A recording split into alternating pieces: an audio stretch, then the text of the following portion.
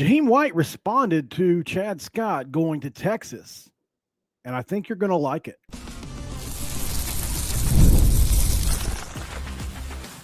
You are Locked On West Virginia, your daily podcast on the West Virginia Mountaineers, part of the Locked On Podcast Network, your team every day.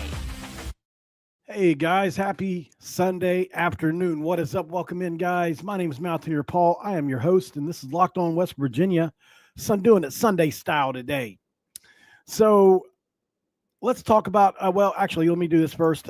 Today's episode is going to be brought to you by FanDuel. Right now, new customers can bet $150 in bonus bets, and that's if you win your first $5 bet. Make sure you head to FanDuel.com to get started. Thanks for making Locked On West Virginia your first listen, and for being a part of the Locked On Podcast Network, where we talk about your team, the Mountaineers, every single day. Yep, I know West Virginia baseball about to go 5-0. That's great. That's definitely awesome. Glad to see that. J.J. Weatherholt knocking in runs today. I got one fly here that's trying to crawl across my camera. So I feel like we got some pretty good news. And, I wasn't sure. Sometimes things can be cryptic, but I checked into this. So you guys know me. I wouldn't.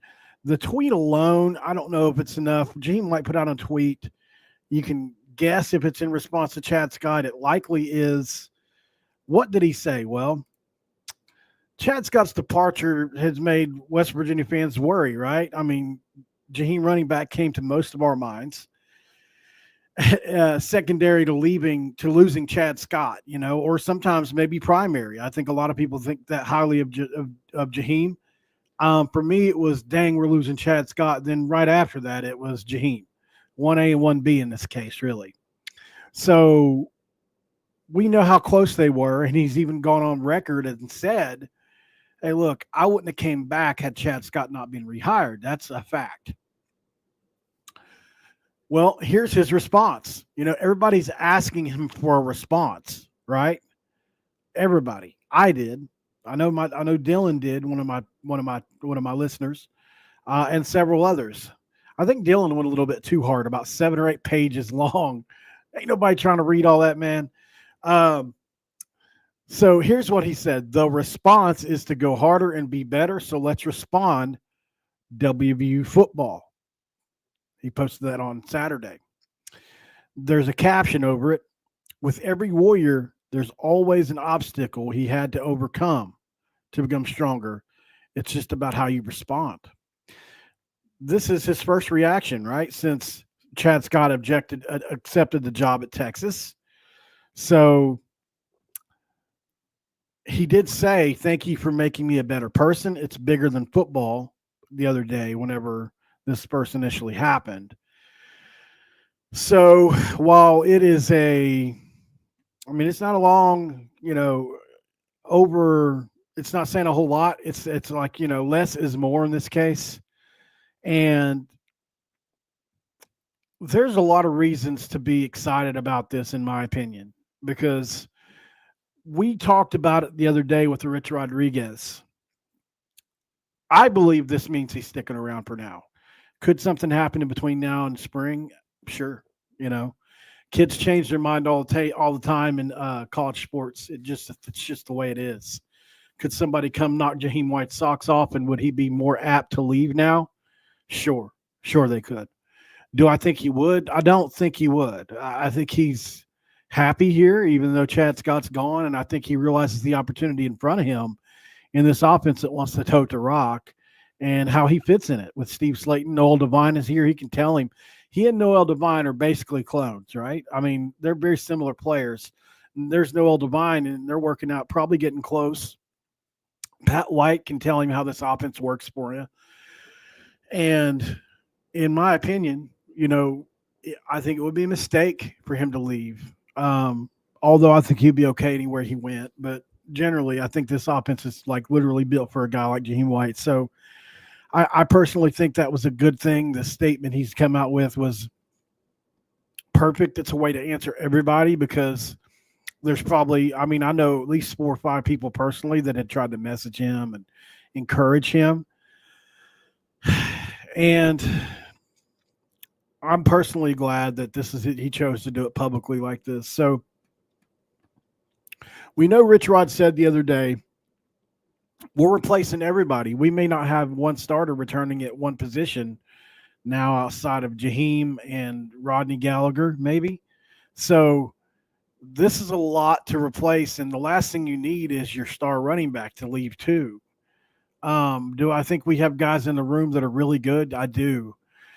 I ain't sure they're better than Jahiem, So this is huge news for West Virginia from a morale standpoint, from a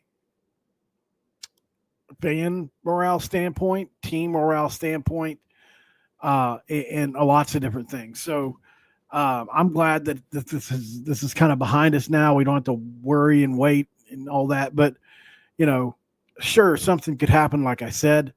But I spoke to a few people and sent a couple other messages out because obviously Jaheim's being overwhelmed and swamped right now. So and I got some pretty good feedback. A lot of people feel like he's good to go. We knew Penn State was looking at Chad Scott there just a few weeks ago.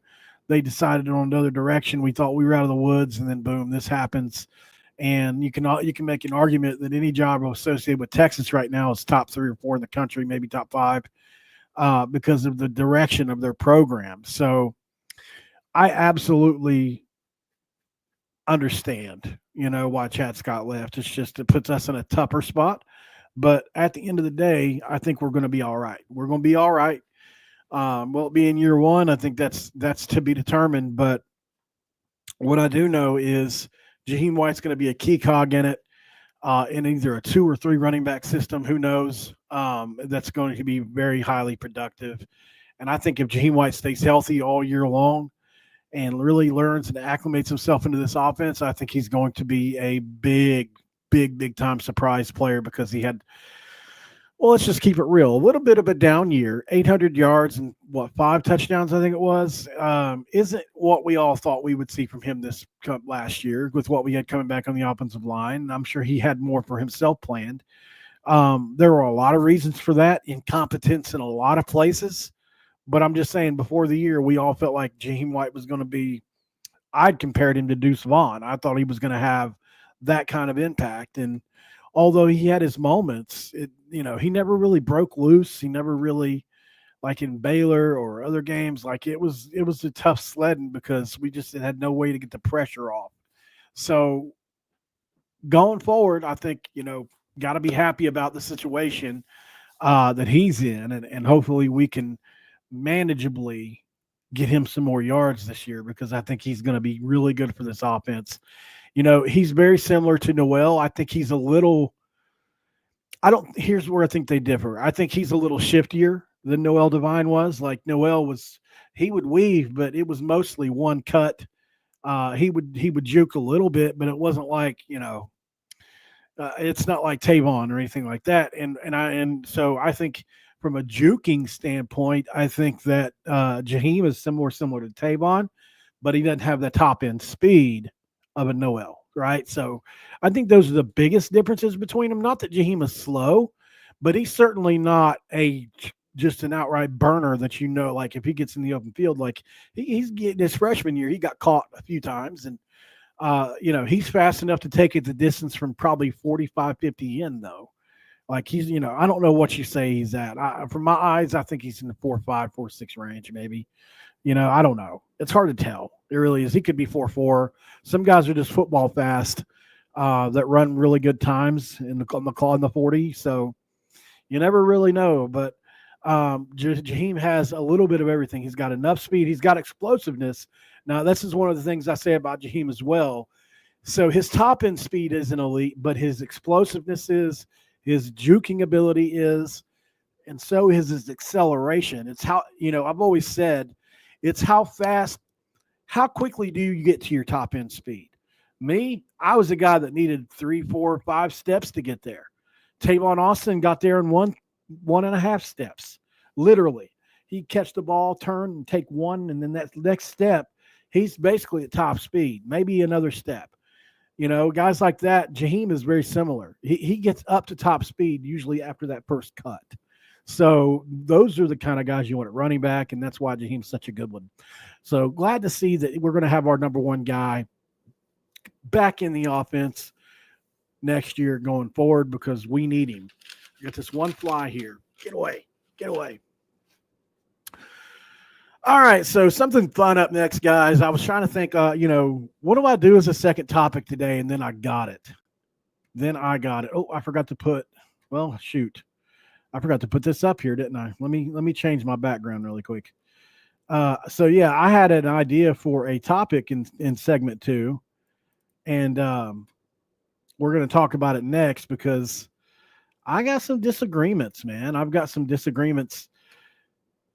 Defensive depth chart released, and for football, and I have some disagreements. I do with Scholar Callahan. Stick around for those on Locked On West Virginia. And this episode of Locked On West Virginia is going to be brought to you by Prize Picks. March basketball is here, and there's no better way to get in on the action with Prize Picks, the best place for daily fantasy sports. With Prize Picks, you can pick more or less on at least 2 player projections. And if you're right, you can win up to 1,000 times your cash. It's fast, easy, and keeps every game exciting. This week, I'm looking at Jason Tatum from the Celtics and our guy Joe Mazzulla to get more than 29 points.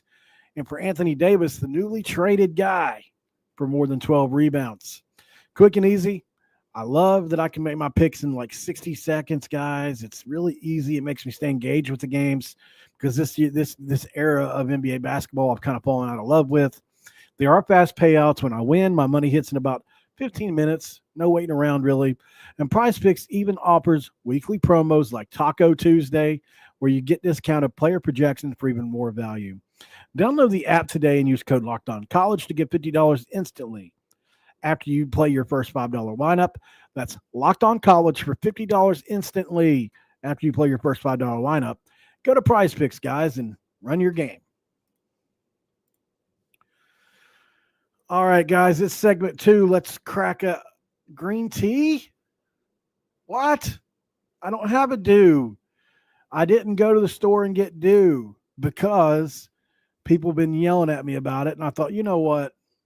Yeah, maybe I need to stop drinking as much dew. I go through about 6 bottles a day here I had been. And so I thought, well, I need to get some other options that are a little healthier. And so here I am with a green tea today. I wanted to drink it in segment 3, but I'm thirsty now because it rhymes with green tea. It's segment 3. Let's have a green tea.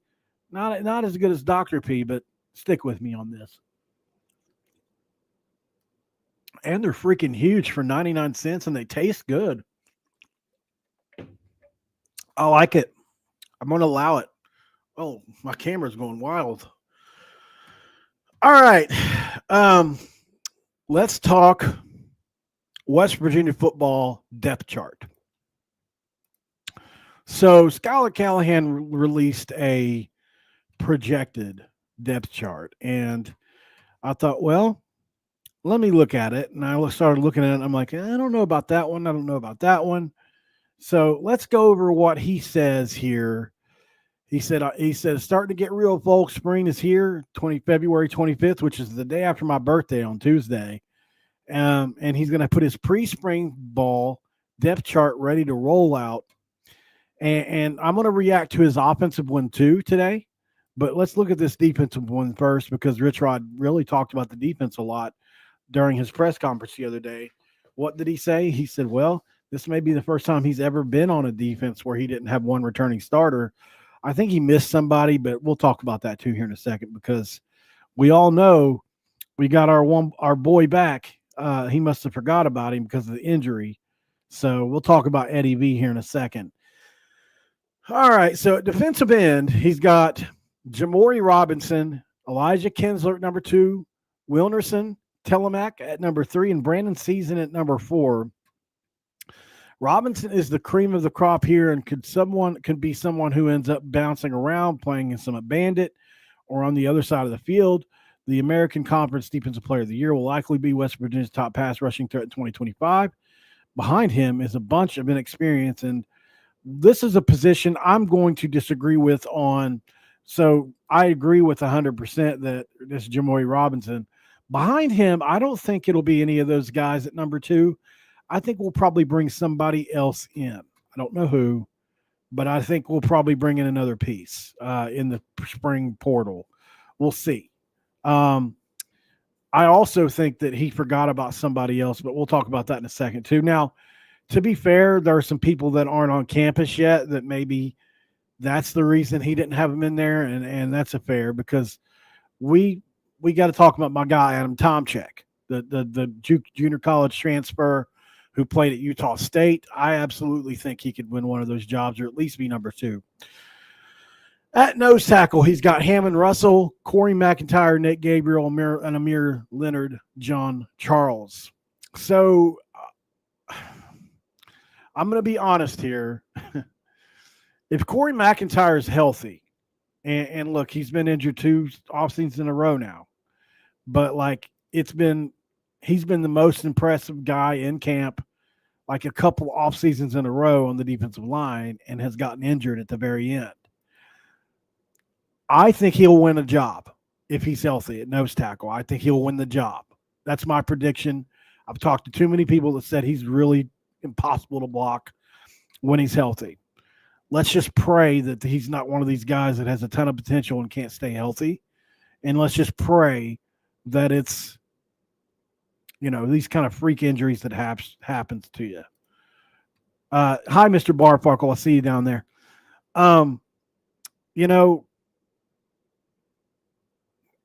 I could see Hammond winning that job. And let me just say, by the way, I love Hammond Russell. I love his dedication to West Virginia.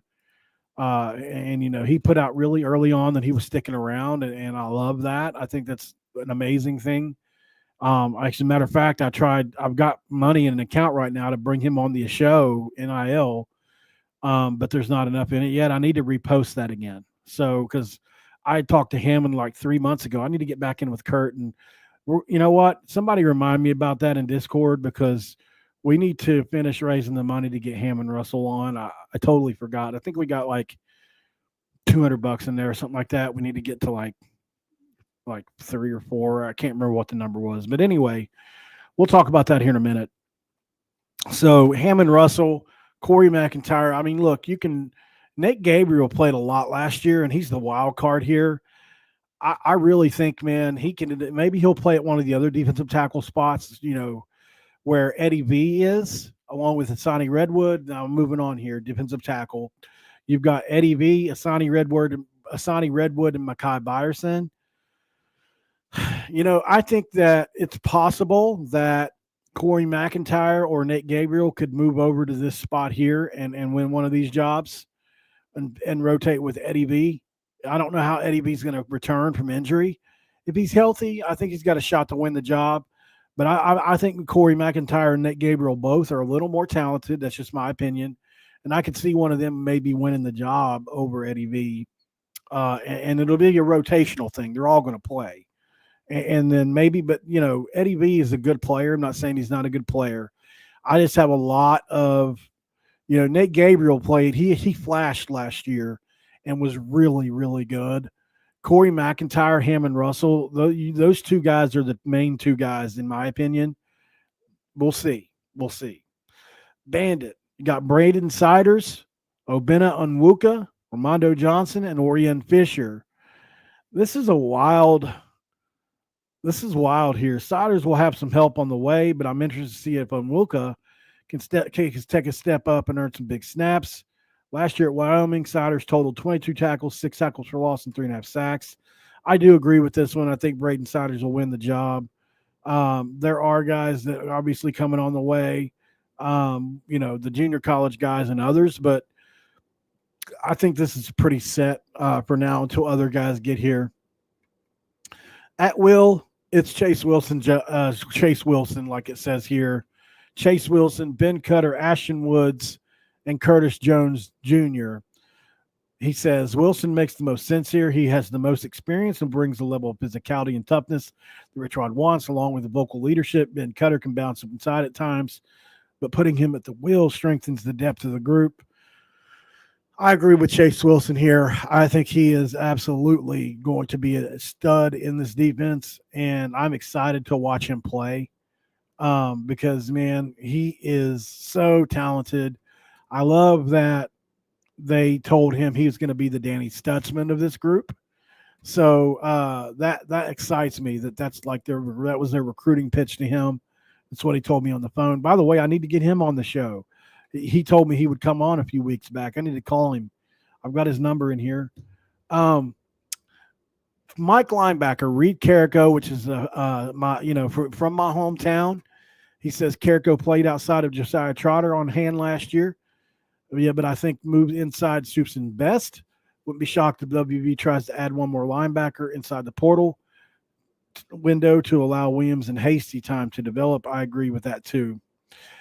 I'm going to throw a wild card in here that could, and look, we've seen guys come in as freshmen and play well in the past. It's not, we've seen two guys do it very recently, right? So I don't know if starting would be the way, but I think he'll play. I'm going to make a prediction, and you guys know I've been really high on this guy. Linebacker, 2025 recruiting class, 6'3", 242 pounds, runs like a deer, 102 tackles, 4 sacks, 3 forced fumbles, and an interception, and a blocked field goal. Cameron Torber, if you haven't seen his tape yet, please go watch his tape at Hoover, Alabama. The kid is an absolute deer that runs around. I mean, he's definitely a sideline to sideline linebacker. I'm extremely high on him. So let's go to break really quick, guys. I'll come back on the other end. We'll finish this up. Stick around and hang in with me. This is Locked On West Virginia.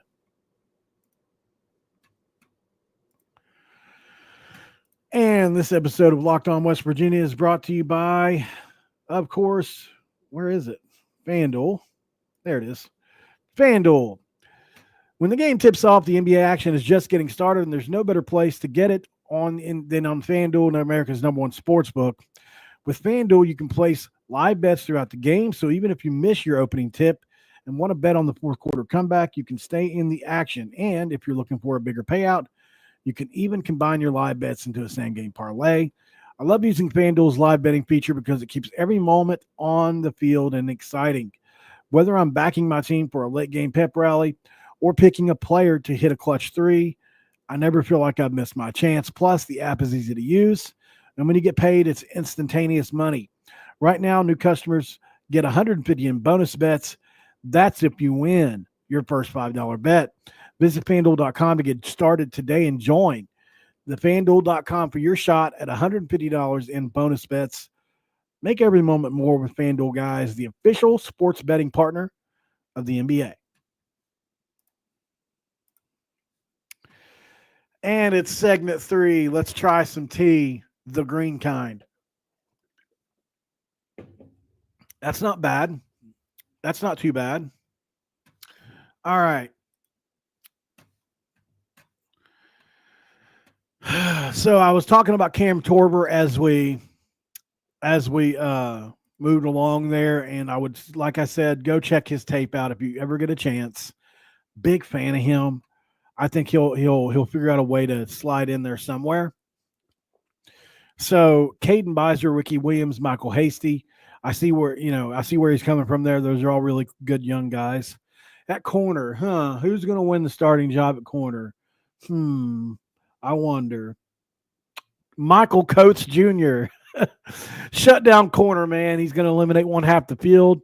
And you know what's crazy is even Mike Golick Jr. posted about this, which was just an odd one. But Michael Golick Jr., who played, obviously, at Notre Dame, and is now a big-time ESPN media personality, posted that Coates is a shutdown corner who eliminates half the field, which is pretty cool. And the rumor is that West Virginia had to pay him not to go to Ole Miss. Now, I talked to him. He said that didn't happen, but I hear from others that it did happen. Who knows what happened? He didn't go to Ole Miss. Let's just say that, and that's where he was going next. And we may not get him back from there if that's where he ends up. So He's going to be our shutdown guy. Hopefully, he doesn't get hurt and stays completely injury free because we can feel cursed at times. And like Scholar says here, Zach Alley would like to leave him out there for every snap if he could. Chambers, Jacoby Spells, Jason Chambers, the App State transfer, Jacoby Spells, will be able to fill in when they need a breather, but they could see some action on the other side of the field. So I do agree with this lineup as well. There is some interesting movement that could happen, obviously, and I don't know. It's hard to say, who could come up and play well. I think obviously now moving to the other side, Devontae Golden Nelson is the favorite in house, but I do think Kikora Tarnu has got a shot over there for now, and also Derek Carter from Jack State. So like there's pretty good. There's a few bodies. I mean, that I'm comfortable with. There's probably 3 guys that I'm really comfortable with. And then it's kind of I don't know after that. So I wouldn't mind seeing him go after another really good corner in the portal if that's available. Because at nickel, what a loaded nickel room you have. Maybe I'm going to say this preseason, and I'm going to say it right now. West Virginia's nickel room, by the end of the season, could be the best in the Big 12. That's my prediction. I love this nickel room. I think we absolutely hit a home run. And keep in mind, the nickel in Zach Alley's defense is one of the most versatile and key pieces to the defense. So you've got Fred Perry and Jordan Scruggs, who are really good players, both. Like, there are some outlets that have Jordan Scruggs right there with Jamori Robinson as our best portal pickup. And Fred Perry, we know what he did at Jacksonville State and how lucky we were to get him. We got him over Auburn. So, I think that, and Skylar says it right here. Perry and Scruggs are one heck of a tandem at nickel. The great thing about most players is they have the versatility to play all 4 spots in the secondary, which is true. Outside corner, nickel, high safety, and box safety. And then you add Zay Jennings to the list, who, let's just be honest, if he puts it all together, he could start. That kid is so talented. I promise you, I thought he was like coming into this year. I was expecting him to possibly start. Like, now over Prairie or Scruggs, no, probably not. But if he puts it all together, he's got the athleticism, the hitting ability, the everything you want. He's going to play this year. And I don't know where he's going to get on the field. But, man, I promise you, as long as Zay Jennings is going to make an impact this year. He was ready last year. It was just the mental side of the game, from what I understand. And you guys will understand why I know more about him here in a couple of days, hopefully, if I can get this person to come on. But, yeah, I really love Zay Jennings, man. And I think, if he puts it all together, you can look at West Virginia and say it could be one of the better nickel rooms in the conference. And that's if everybody stays at nickel. I mean, like they said, two of these guys, and really Zay as well, can move around. Free safety, you got Jordan Walker, William Davis, Jacob Boyce, Jason Cross, and Sammy Etienne. Wow. West Virginia is a pair of veterans making a jump or two up in competition. Here's Walker is making the transition from FCS, while Davis is coming up from Division II. Watch for Boyce to play his way into the conversation as well. And I've done this before on a couple videos, but I like just for perspective's sake. And I also want to say this too.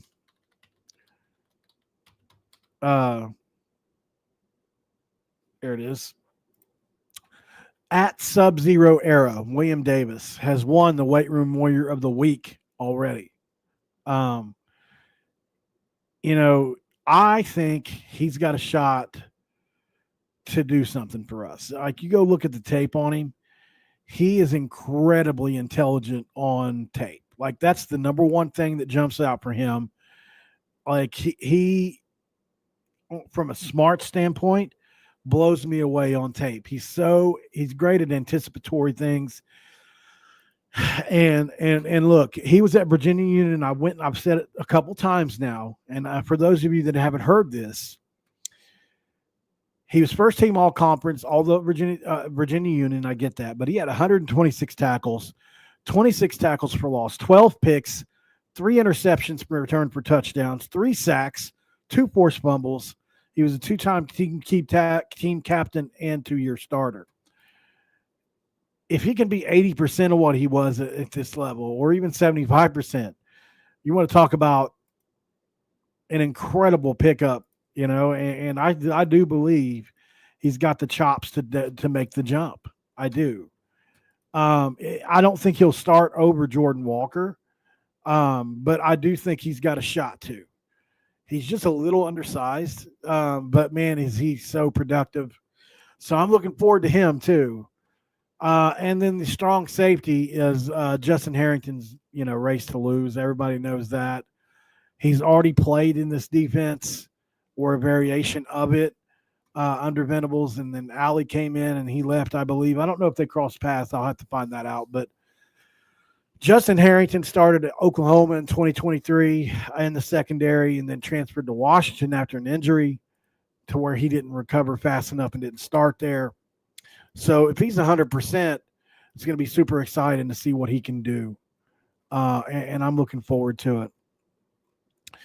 That's really all I got. I thought that was a fun list. We didn't even have time to go over the offensive list. Well, you know what? I can go a couple more minutes if you guys want to see it. Let's see. Let's take a look at what he has on the offense. I'm curious. I haven't even looked at it yet. Skylar Henderson has Jalen Henderson over Nico Marchiol. That's interesting. He's got Jahiem White, Ty Edwards, L.J. Turner, Dior Hubbard, Chavion Dunbar at running back. At wide receiver X, he's got Cam Vaughn, Gerald Williams, T.J. Johnson, and Jaleel Hall. Rodney Gallagher, Oron Singleton, Cyrus Traw, Tyshawn Dews, Amani Weaver, and Dom Collins. So here's the thing. Oron Singleton's going to start. I promise you he will. Did any of you guys go check out his tape like I asked you to the other day? Did anybody in here go check him out? Oron Singleton from Eastern Michigan. I mean, that's D1 ball. That's group of 5 ball. I think he caught 69 balls for 1,200 yards, 6 touchdowns. But what he does well is after the catch, weaving in and out of traffic. You went and watched, Matt. So, he is very much like, I've said it before, a Shelton Gibson or a Marcus Sims or even if you want to put him in a category of like Darius Raynaud or Jock Sanders. He's not as thick as those guys are yet, but like he's that guy that you throw the bubble screen to or the reverse to that can get you 75 yards. He's a 4-3 guy. He beats people down the field with speed. And then once you give it to him, he's got elite shiftiness. You got to go check him out. He's a kick returner. He weaves in and out. Oron Singleton, I'm sorry, guys. Rodney Gallagher is not as talented as Oron Singleton is, in my opinion. I'm not saying Rodney won't play, but I have 100% disagree over Gallagher when it's all said and done winning that job, if that's who he's going to be in the room with. At the Z, he's got Jeff Weimer, Jaden Bray, that's number 2, Jared Bowie, and Brendan Raymond. Interesting. That's an interesting room there. I could see Weimer or Bray, either one winning that job for sure, but Bowie is very much untapped potential, the West Virginia kid. Watch out for him too. That's a fun room. I wouldn't mind seeing, I could see maybe Rodney moving over to that room, but he doesn't play Z though. I don't know. They got some tough choices to make. Johnny Piscuzzi, they have winning at tight end. The Iowa transfer, Jackson Marco. Jacob Barrick at 3, Greg Genross at 4, Noah Braham at 5, and Jackson Acquardi at 6. Obviously, Jackson Acquardi is at 6. He's not ready at all. Noah Braham, I could see playing a lot as a blocker. But Greg Genross, man, that's the play. if you want this offense to be as good as it can be, you got to root for Greg Ginross to catch on. Now, Rich Rod asks his tight ends to block a bit, well, more than a bit, a lot. But Ginross is a phenom, pass catching phenom that just is very raw. So he's had a year in the weight room here. But he's more talented than Cole Taylor from a physical standpoint. Cole Taylor was a better tight end last year, but like we're just talking about running. That's it. Like it's a run, he's more athletic. So Genross, man, if you want this offense to be just another level up, watch out. Genross is who we need to really hit for us. All right, so we go down the rest of the list really quick here. Left tackle Xavier Bosley. I think we're going to have a right tackle, right? I think he should be at right tackle, though, right? I mean, maybe put him at left tackle, but our starting quarterback's going to be left-handed. Xavier Bosley is the best offensive lineman we have now, in my opinion. So I don't know. I think maybe he would be at right tackle if you got a left-handed quarterback, but I don't know how that works. Maybe your best tackle is always at left. I'm not really sure how you do it.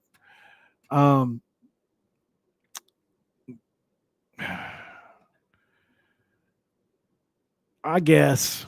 I don't know. I could see either one. They got Walter Youngbear, Gavin Crawford, Wyatt Miner, and Philip Bowser at left guard. That's pretty good. A funny picture of Walter Youngbear.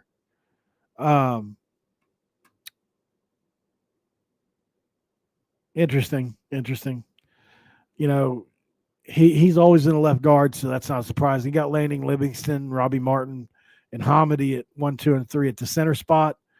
He's going to be the starter, Landing Livingston. And then at right guard, he's got Kimo Makaniole at right guard with Nick Cray and Cooper Young. I like the play. I think I agree here. I think, Kimo. I just don't know. Can somebody answer for me? Why did he get moved to the defensive line? Like that's going to stick with me until I see him play. On one hand, I say he was good enough to go LSU, which is just incredible. On the other hand, they decided like you weren't good enough to play offensive line. So it's scary. And here's one that Tykees Crawford, Will Reed, and Justin Terry. For the betterment of the team, we need him to be good. At Arkansas, he played well at times, obviously. He hasn't lived up to his 4-star hype coming out of high school, but sometimes that has a lot to do with the situation you're in. Like I said, guys, I spoke to his former offensive line coach, and it wasn't a physical thing for him. It was all mental. And the thing that he had trouble with whenever he was at Arkansas was play call in, run up really fast and snap it, right? Which is exactly what we do. So that's what they told me when he was at Charlotte. The offensive line coach at Charlotte told me Tykees Crawford had a hard time with there. But keep in mind that Pittman runs a very